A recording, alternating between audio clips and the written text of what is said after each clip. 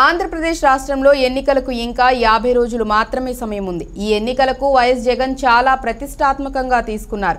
ఎట్టి పరిస్థితుల్లో అధికారం చేజారిపోకుండా జాగ్రత్త పడుతున్నారు. 2019లో కంటే 2024లో అత్యధిక సీట్లు గెలిచేలా వ్యూహరచన చేస్తున్నారు.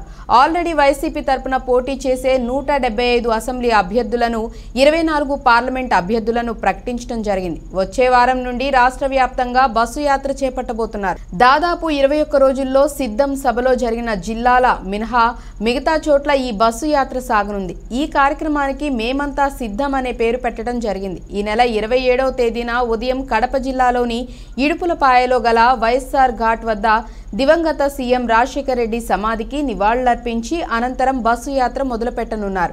ఇడుపులపాయ నుంచి బయలుదేరి పులివెందుల చేరుకుంటారు. అక్కడ రోడ్ షోలో పాల్గొంటారు. అనంతరం కమలాపురం మీదుగా ప్రొద్దుటూరుకు చేరుకొని అక్కడే తొలి బహిరంగ సభలో ప్రసంగిస్తారు. 28వ తేదీన నంద్యాల లేదా ఆళ్లగడ్డలో జగన్ ప్రజలను కలుసుకుంటారు. సాయంత్రం నంద్యాలలో బహిరంగ సభలో పాల్గొంటారు. 29వ తేదీన గుడ్ ఫ్రైడే సందర్భంగా పర్యటనలకు తాత్కాలికంగా విరామం ఉంటుంది. శనివారం అంటే 30వ తేదీన కర్నూలు లోక్సభ పరిధిలోని ఎమ్మిగనూరులో జగన్ బహిరంగ సభలో ప్రసంగిస్తారు. ఆ తర్వాత వరుసగా అనంతపురం, సత్యసాయి, చిత్తూరు, తిరుపతి, నెల్లూరు, ప్రకాశం జిల్లాల మీదుగా బస్సు యాత్ర సాగుతుంది. ఏప్రిల్ 8వ తేదీన విజయవాడకు చేరుకుంటారు జగన్. ఆ మరుసటి రోజు అంటే 9వ తేదీన తెలుగు సంవత్సరాది ఉగాది పర్వదినం వేడుకల్లో పాల్గొంటారు.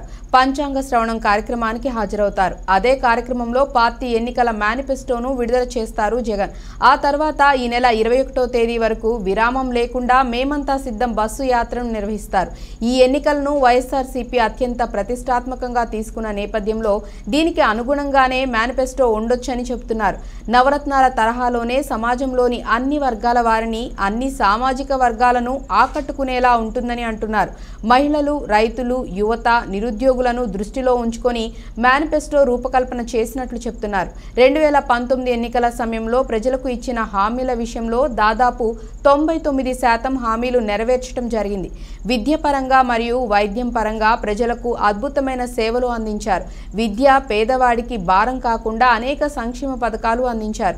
రైతు భరోసా కేంద్రాలు స్థాపించి రైతులను ఆదుకోవటం జరిగింది. ప్రభుత్వం నుండి నేరుగా లబ్ధిదారుల అకౌంట్లో నగదు పడేలా ఎక్కడ అవినీతికి తావు లేకుండా జగన్ పాలన అందించారు. దీంతో 2024 ఎన్నికల మేనిఫెస్టో కోసం ఏపీ రాష్ట్ర ప్రజలంతా ఎంతో ఆసక్తిగా ఎదురుచూస్తున్నారు. ఆల్రెడీ జగన్ మాట ఇస్తే నెరవేరుస్తాడు అనే ముద్ర ప్రజల్లో బలంగా నాటుకుపోయింది.